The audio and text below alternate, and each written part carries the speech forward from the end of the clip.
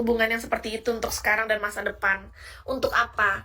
Untuk kita bisa lebih maju lagi, untuk kita bisa berkembang, untuk kita tetap mau belajar, kita tetap merasa bahwa kita adalah manusia yang haus akan ilmu pengetahuan. Kita boleh lapar, tapi kita bukan orang rakus yang maksudnya melakukan apapun, memakan bahkan dari piring orang lain, itu nggak boleh.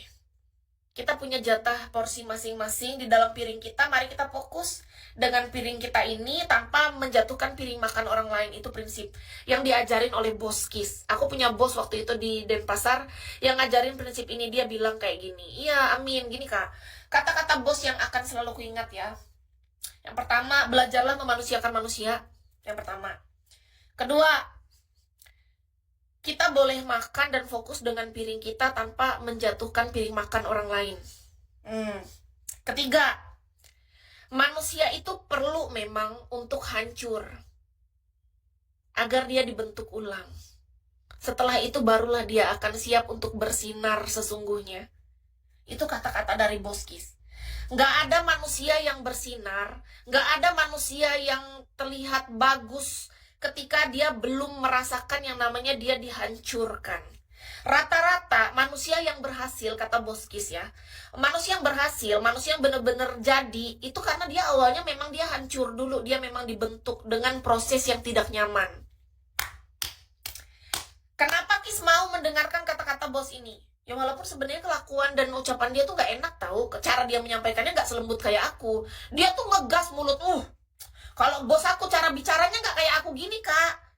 Dia kayak apa ya, wah gitu loh, kayak membuat kita tuh mental kita nih rasanya diserang gitu karena kita nggak ngerti.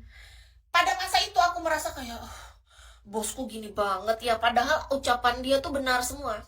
Cuma cara dia menyampaikan aja, dia adalah manusia yang memang karakter dia adalah orang yang kalau menyampaikan sesuatu, kan ada manusia yang karakternya dia ngegas kak. Kayak kita lo ngobrol sama orang-orang, kan ada orang, apa sih lo gini? Belum tentu lo orang yang ngegas itu dia tuh ini. Coba dengerin apa yang dia ucapkan, bener nggak? Masuk nggak di logika kita, masuk nggak di akal? Kalau kita bisa berpikir kak, ucapan dia tuh kita masukkan, kita saring, kita filter. Iya, dari ucapan dia ternyata itu bisa membangun kita. Ini fakta. Dulu kak gini, dulu Kis cuma berpikir bahwa di dunia ini kita itu hanya boleh mendengarkan orang yang berbahasa hanya dengan lembut. Ternyata dunia ini seperti dua mata pisau. Artinya apa? Kalau kita hanya membatasi diri dan mau mendengarkan orang yang lembut, belum tentu kak. Orang lembut belum tentu hatinya juga lembut. Orang yang mulutnya kasar belum tentu juga hatinya kasar. Pastikan bahwa kita melihat dari dua sisi. Itu ternyata penting. Ada loh orang yang lembut banget. Di balik semua itu ada udang di balik batu dari kelembutannya. Aku sudah pernah ketemu sama orang kayak gini kak. Betapa ramah, betapa lembutnya di balik semua itu ternyata dia ingin menjatuhkan kita. Ada. Tapi tidak semua orang ya. Oke? Tidak semua orang seperti ini. Jadi kita nggak boleh menyamaratakan. Kita harus lebih kritis. Ada juga orang nih yang dulu yang Kis pikir bahwa kalau orang ngomong yang ngegas, bicaranya terlalu nyablak, kayak terlalu langsung to the point. Itu kan kayak nyakitin ya kalau kita nggak terbiasa kak. Kita merasa ini orang nyerang kita, dia merendahkan kita, pakai bagaimana kok dia nggak berbicara dengan lemah lembut, dengan hati-hati gitu. Ternyata kak memang ada orang yang karakternya kayak gitu. Karakter orang, dia bicara kayak gitu, ternyata dia tuh pengen supaya nih tepat sasaran, kamu harus ngerti nih. Karena kalau kamu karakter kayak gini nggak dikerasin, kamu nggak ngerti-ngerti. Memang ada orang yang dia tuh harus agak ditegasin, kayak Kis. Aku tuh harus ditegasin dulu biar aku tuh kayak terbentur, jadi aku ngerti. Ada orang, dia tuh cuma dibicarain lembut, dia langsung paham kak. Tapi ada orang yang dia harus disakitin dulu, baru dia mau terbuka hati dan pikirannya, kayak Kis.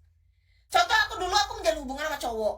Coba kalau dia nggak nyakitin aku, dia misalnya nggak selingkuhin aku, dia nggak kasar sama aku, dia nggak merendahkan aku nggak bisa belajar jadi wanita yang sekarang kak, yang lebih mandiri, lebih dewasa dan bijaksana.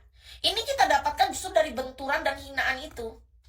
Nah, orang-orang yang dihadirkan dalam hidup kita, baik dia berupa kelembutan ataupun ketegasan kak, ternyata semua ini memang menjadi satu agar membentuk kita yang hari ini. Jadi kalau kata kakak, Kis kamu lebih setuju yang mana? Orang yang mulutnya kasar atau orang yang mulutnya lembut? Aku tetap memilih yang lembut, tetapi hidup dan hati dan pikirannya juga sejalan. pilihanku.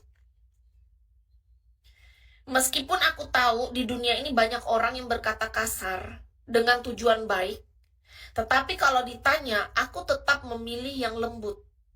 Kenapa? Nih, bagi Kis ya, aku tetap menyetujui dan sangat sepakat dan sangat mendukung orang-orang yang berbicara dengan benar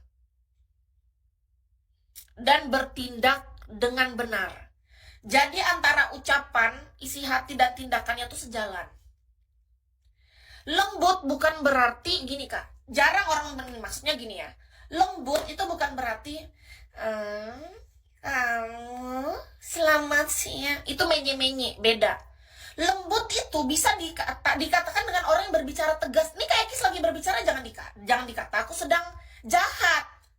Ini cuma sedang tegas. Orang yang lembut tapi punya ketegasan itu kombinasi yang bagus, Kak. Lembut bukan berarti menye-menye. Ini misalnya nih ada orang, "Hai Mas, yuk sama aku sini."